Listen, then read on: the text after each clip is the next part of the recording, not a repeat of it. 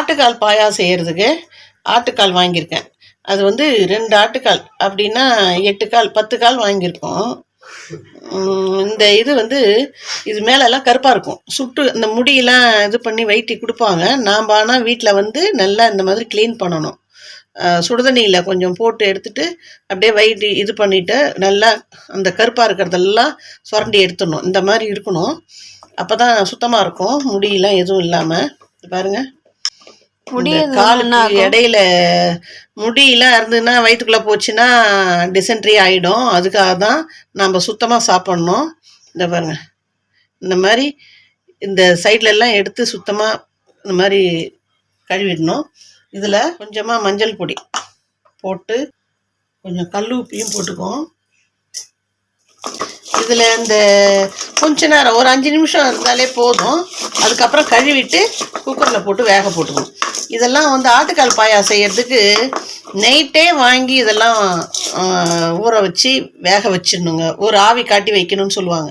அடுத்த நாள் காலையில் இதில் சூப்பு செய்கிறதா இருந்தாலும் சரி, ஆட்டுக்கால் பாயா செய்கிறதா இருந்தாலும் சரி, அடுத்த நாள் தான் செய்யணும். இந்த ஆட்டுக்காலை பொறுத்த வரைக்கும் அந்த மாதிரி இது. அப்போ தான் இது இந்த ஆட்டுக்காலுக்கு நிறைய மருத்துவம்லாம் இருக்குது. நான் செய்யும்போது சொல்லிகிட்டே இருக்கேன். இதை கொஞ்சம் நேரம் வச்சுருக்கோம். இது ஒரு 10 நிமிஷம் வரைக்கும் வச்சுருந்து கழுவிட்டு சுத்தப்படுத்திட்டேன்.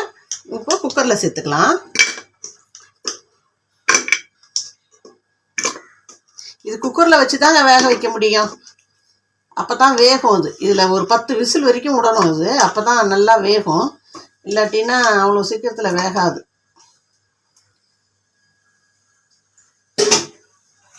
இது கூடவே ஒரு வெங்காயத்தை பொடியாக நறுக்கி வச்சுருக்கேன். ஒரு பச்சை மிளகா வச்சுருக்கேன், அதையும் கீறி போட்டுக்கலாம்.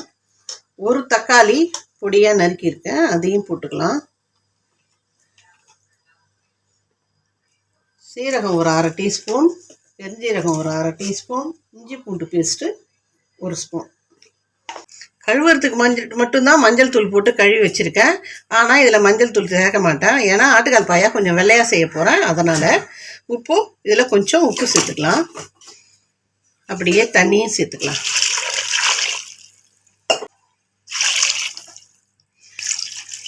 இதுலேயே நம்ம சூப்புக்கும் எடுத்துக்கலாம். அதுக்காக தான் தண்ணி கொஞ்சம் கூடுதலாக வரும். இப்போது குக்கரை போட்டு மூடி நல்லா ஒரு 10 விசில் வர்ற மாதிரி வைக்கணும். அடுப்பை பற்ற வச்சுக்கலாம்.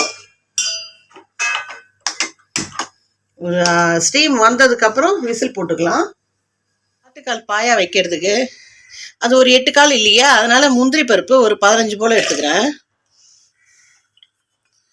அதே மாதிரி பாதாம் பருப்பும் ஒரு 15-20 பல் எடுத்துக்கிறேன் நான்.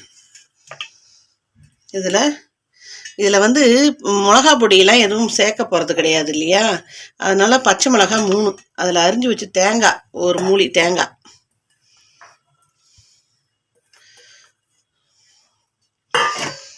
ஒரு ஸ்பூன் கசகசா, இதுதான் நல்ல பைண்டிங் இதுக்கு. மிளகு 1 ஸ்பூன், சீரகம் ஒரு 1/2 ஸ்பூன், பெருஞ்சீரகம் ஒரு 1/2 ஸ்பூன். இந்த எல்லாத்தையும் போட்டு பேஸ்ட்டாக அரைச்சிக்கிட்டு வந்துடலாம். அடுப்பை பற்ற வச்சு பேனல் வச்சுருக்கேன். அதில் எண்ணெயும் ஊற்றிட்டேன். கொஞ்சம் எண்ணெயை ஊற்றிக்கலாம். ஒரு 4 கிராம்பு, மராட்டி மொக்கு 3, ரோஜாப்பூ இதழ் 2 ஏலக்காய், 2 பட்டை, 2 பிரிஞ்சி இலை. இல்லை வெங்காயத்தை சேர்த்துக்கலாம்.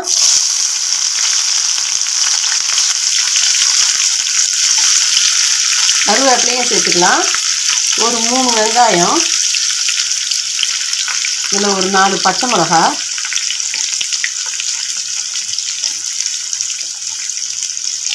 ஏன்னா இது ஆட்டுக்கால் அதிகமாக இருக்கிறதால இந்த வெங்காயம். இதே ஒரு ஆட்டுக்கால் 4 கால் தான் வாங்கினீங்கன்னா கம்மியாக சேர்த்துக்கலாம். ஒரு 4 வெங்காயத்துக்கு 2 வெங்காயம் சேர்த்துக்கலாம்.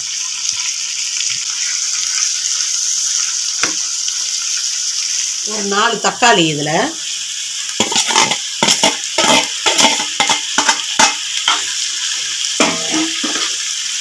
கொஞ்சம் சீரகம் போட்டுக்கலாம். இதில் இன்னொரு மெத்தட் இருக்குது, யாருமே செய்கிறது கிடையாது, அதை நான் செய்ய போகிறேன். இஞ்சி பூண்டு பேஸ்ட்டு 1 ஸ்பூன், ஏற்கனவே ஆட்டுக்கால் வேகிறதுல போட்டிருக்கோம் கொஞ்சம், அதனால் 1 ஸ்பூன் வரைக்கும் போட்டால் போதும். இஞ்சி பூண்டு இந்த மாதிரி வெங்காயம் தக்காளி வதங்கினதுமே இதில் கொஞ்சம் எடுத்து வச்சுக்கலாம். ஆற வச்சு அரைச்சி பேஸ்ட்டாக போட்டுக்கலாம். இது ஒரு மெத்தடுங்க, நல்லாயிருக்கும். இதில் கொஞ்சமாக தான் வெங்காயம் தக்காளி இருக்கும். இந்த அளவு இருந்தால் போதும். இதை நல்லா வதக்க விட்டுடுங்க. ஆட்டுக்காலுக்கு ஒரு 8 விசில் வந்துடுது. நான் இப்போ ஆஃப் பண்ணி வச்சுருக்கேன். ஸ்டீமெல்லாம் இறங்கிடுது. இப்போ எடுத்து திறந்து பார்க்கலாம்.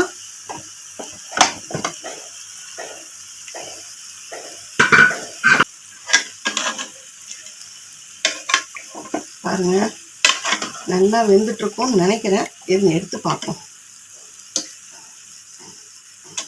வெந்துடுது. இப்போ நம்ம இதெல்லாம் பேஸ்டெல்லாம் போட்டு ஒரு கொதி விட்டோம்னா நல்லா வெந்துடும். உப்பே சாஃப்டாக தான் இருக்குது. ரொம்ப இருந்ததுன்னா இதெல்லாம் கைண்டிட்டு வந்துடும். இந்த மாதிரி இருந்தால் தான் நல்லாயிருக்கும். இப்போ இந்த சூப்பு கொஞ்சம் எடுத்துக்கலாம். நாம்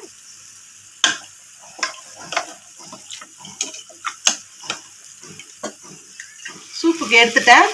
இப்போ இதில் ஆட்டுக்கால் கொஞ்சம் தண்ணியோடு இருக்குது. இதுலேயே இந்த நம்ம வதக்கினதை எடுத்து போட்டுடலாம். அதை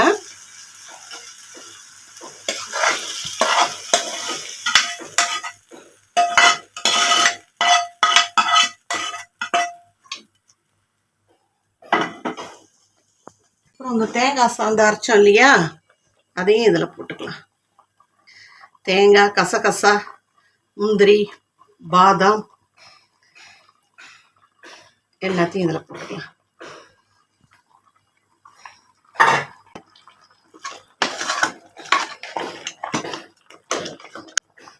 ஆற வச்சு அரைச்சிக்கலாம். அதை இப்போது இதை பேஸ்ட்டாக அரைச்சிட்டோம். இதையும் ஊற்றிக்கலாம். இதுதான் அந்த டிப்பு. இதில் போட்டு செய்தோம்னா இன்னும் நல்லாயிருக்கும். அரைச்சோம் இல்லையா, அந்த தண்ணியும் ஊற்றிக்கலாம்.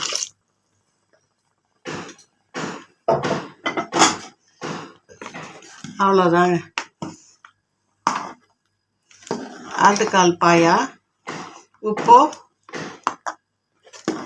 குக்கர் மூடியை போட்டு ஒரு விசில் வர வரைக்கும் விட்டோம்னா சரியாக ஆட்டுக்கால் பாயா ரெடி ஆகிடும்.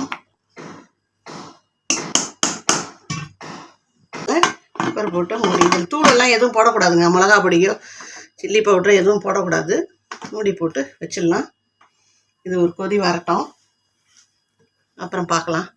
இப்போ அடுப்பு ஆஃப் பண்ணி வச்சுட்டேன். ப்ரெஷர்லாம் அடங்கிடுது. திறந்து பார்ப்போம் ஆட்டுக்கால் பாயா எப்படி இருக்குதுன்னு. எண்ணெயெல்லாம் பிரிஞ்சு ஆட்டுக்கால் பாயா சூப்பராக வந்துருக்கு. பாருங்க எப்படி இருக்குது பார்த்தீங்களா? ஹோட்டலுக்கே போக வேணாங்க, நாம்ளே இப்படி செய்துக்கலாம்.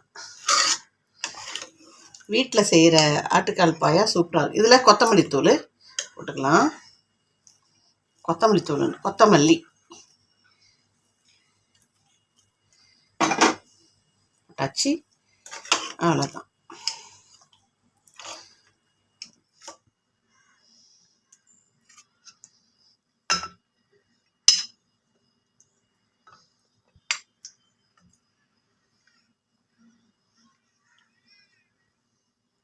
ஆப்பத்துக்கு ஆட்டுக்கால் பாயா செய்து வச்சுருக்கேன். இந்த ஆப்பத்துக்கு ஆட்டுக்கால் பாயா ரொம்ப சுவையாக இருக்கும். இந்த ஆட்டுக்கால் பாயா ரெசிபி உங்களுக்கு பிடிச்சிருந்தா லைக் பண்ணுங்கள், ஷேர் பண்ணுங்கள், கமெண்ட் பண்ணுங்கள். சப்ஸ்கிரைப் பண்ணாதவங்க சப்ஸ்கிரைப் பண்ணிவிட்டு பக்கத்தில் இருக்கிற பெல் பட்டனை கிளிக் பண்ணுங்கள். அப்போ தான் நான் போடுற வீடியோ உங்களுக்கு உடனுக்குடன் வரும். தேங்க்யூ. நெக்ஸ்ட் வீடியோவில் பார்க்கலாம்.